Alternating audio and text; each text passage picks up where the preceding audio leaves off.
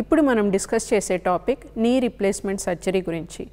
Knee replacement సర్జరీలో pre రిహాబిలిటేటివ్ అంటే సర్జరీకి ముందు, సర్జరీ తర్వాత తీసుకోవలసిన ఫిజియోథెరపీ, ఎక్సర్సైజ్లు, జాగ్రత్తల గురించి మనం ఇవాళ చర్చించుకుందాం.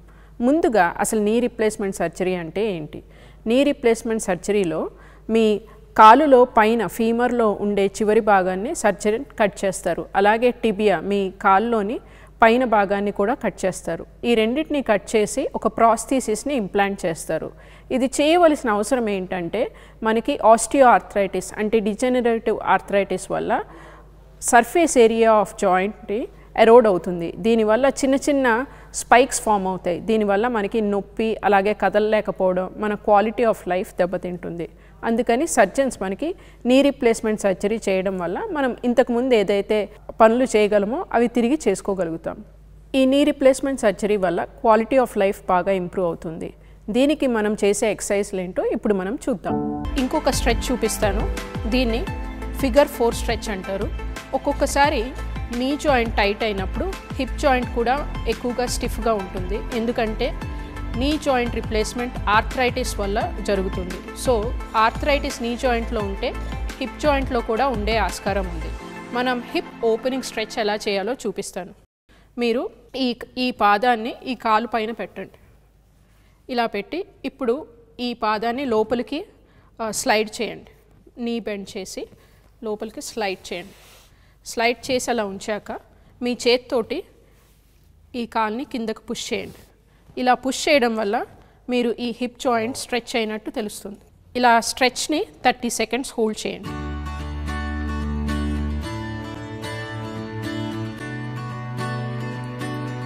హోల్డ్ చేశాక నిదానంగా హ్యాండ్ నుంచి ప్రెషర్ తగ్గించండి.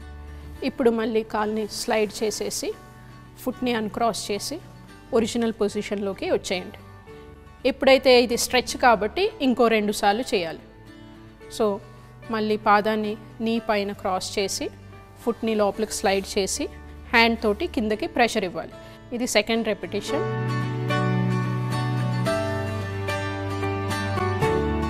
అన్క్రాస్ చేయండి. ఇప్పుడు లాస్ట్ రెపిటేషన్.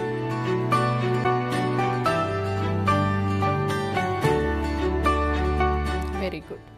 మీరు చూస్తున్నారు ఇప్పుడు 3వ రెపిటేషన్కి కొంచెం రేంజ్ పెరిగింది. సో ఈ ఎక్సర్సైజ్ చాలా ఎఫెక్టివ్గా ఉంటుంది. రిలీజ్ చేయండి. స్లోగా కిందకి దించండి. ఇప్పుడు మనం స్ట్రెచెస్ చూసాం, క్వాడ్రిసెప్స్ స్ట్రెంథనింగ్ ఎక్సర్సైజ్ చూసాం. ఇప్పుడు మనం హిప్ స్ట్రెంథనింగ్ ఎలా చేయాలో చూపిస్తాను. హిప్ స్ట్రెంథనింగ్ ఎక్సర్సైజెస్కి మీరు పక్కకి తిరిగి పడుకోవాలి. పక్కకి తిరిగి పడుకున్నప్పుడు కింద మోకాలు మీకు మీ వైపుకి లాగి ఉంచండి. పైన కాలుని స్ట్రైటన్ చేయండి. పైన కాలు స్ట్రైటన్ చేసినప్పుడు ఇప్పుడు మీరు హిప్ జాయింట్ చూసినట్లయితే వెనక్కి రొటేట్ అయిపోతుంది. ఈ రొటేట్ అయిన హిప్ జాయింట్ని ముందుకి జరపండి. ముందుకు జరిపి పేషెంట్కి సపోర్ట్ ఇస్తూ ఈ కాలుని పైకి లేపమని చెప్పండి. ఇలా పైకి లేపినప్పుడు ఒక్కొక్కసారి కాలు ముందుకు వెళ్ళే ఛాన్స్ ఉంది. సో వెనక్కి ఇలా హోల్డ్ అయ్యేలాగా చూడండి. ఇలా ఒక 3 సెకండ్స్ ఉంచి మళ్ళీ కాలుని కిందకి దించేయండి. ఇలా 10 టైమ్స్ చేయాలి. ఈ ఎక్సర్సైజ్ చేస్తున్నప్పుడు హిప్ అబ్డక్టర్ మజిల్ అంటే సైడ్లో ఉండే హిప్ మజిల్ స్ట్రెంథన్ చేయొచ్చు, బలపరుచుకోవచ్చు. మనం ఒక కాలు మీద నుంచుంటున్నప్పుడు అంటే మెట్లు ఎక్కేటప్పుడు కానీ, కరుపు దాటేటప్పుడు కానీ, ఏదన్నా స్టెప్ ఓవర్ చేసేటప్పుడు కానీ ఈ మజిల్ స్ట్రాంగ్గా ఉండడం వల్ల మీరు చక్కగా స్థిరంగా నుంచోగలుగుతారు. మధ్య మధ్యలో పొజిషన్ కరెక్ట్ చేసుకుంటూ ఉండొచ్చు.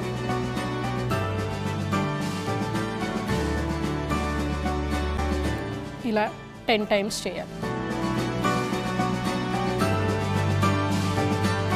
ఈ ఎక్సర్సైజెస్ మనం ప్రీ రిహాబిలిటేషన్లో చేస్తున్నప్పుడు పేషెంట్ తర్వాత పోస్ట్ రిహాబిలిటేటివ్ సర్జరీ తర్వాత కూడా ఇవే ఎక్సర్సైజులు చేస్తారు కాబట్టి వాళ్ళకి చక్కగా గుర్తుంటుంది. మళ్ళీ చేసేటప్పుడు ఆ స్ట్రెంగ్త్ వీక్నెస్ని వాళ్ళు కంపేర్ చేసుకోగలుగుతారు కూడా. ఇప్పుడు రిలాక్స్ అవ్వండి. ఇప్పుడు రెండో ఎక్సర్సైజ్ చూద్దాం హిప్ అబ్డక్టర్ స్ట్రెంథనింగ్లో. దీన్ని క్లామ్ షెల్స్ అంటారు. ఏం చేయాలంటే ఈ మోకాలను కూడా మడిచి ఈ పాదం పైన పెట్టాలి. ఇప్పుడు ఒక తెరా బ్యాండ్ని తీసుకొచ్చి 2 మోకాలకి కలిపి టై చేయాలి. దీన్ని థెరాబ్యాండ్ అంటారు. ఈ థెరాబ్యాండ్ని 2 మోకాల పైన టై చేయాలి.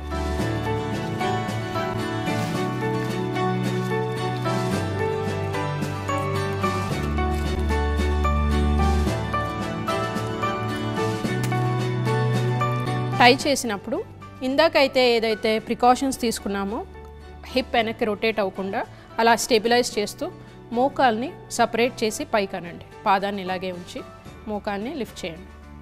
ఎస్, అలాగే కిందకనేయండి. దీన్ని 10 టైమ్స్ చేయాలి. ఏదన్నా నొప్పిగా ఉందండి?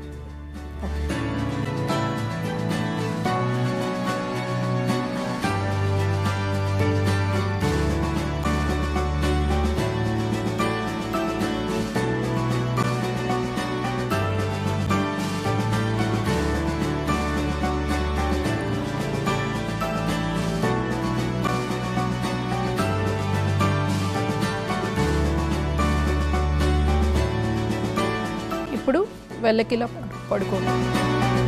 మనం చేసుకోగలిగే ఇంకో ఎక్సర్సైజ్ బ్రిడ్జెస్. 2 మోకాల్ని మడవండి. మడిచి స్ట్రాప్ని కొంచెం బయటికి లాగి ఉంచి పాదాన్ని కొంచెం పక్కకు పెట్టుకోండి. ఓకే, ఇప్పుడు నడుముని పైకి లేపండి. అలా ఒక 3 సెకండ్స్ హోల్డ్ చేసి కిందకి దించేయండి. ఈ ఎక్సర్సైజ్ని 10 టైమ్స్ చేయండి. ఇది హిప్ ఎక్స్టెన్సర్ స్ట్రెంథనింగ్ అంటారు. మీ హిప్ జాయింట్ యొక్క వెనకాల మసిల్ స్ట్రెంథన్ చేయడానికి ఈ ఎక్సర్సైజ్ ఉపయోగపడుతుంది. ఈ ఎక్సర్సైజ్లన్నీ ముందు చేయడం వల్ల మీరు మీ కండరాల్ని బలపరుచుకొని సర్జరీకి బాగా ప్రిపేర్ చేయగలుగుతారు.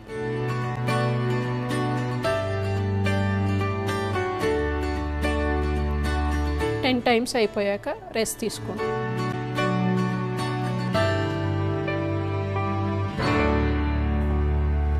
ఇప్పుడు రిలాక్స్ అవ్వండి. దీనితో మన ప్రీ రీహాబిలిటేటివ్ ఎక్సర్సైజెస్ అయిపోయాయి.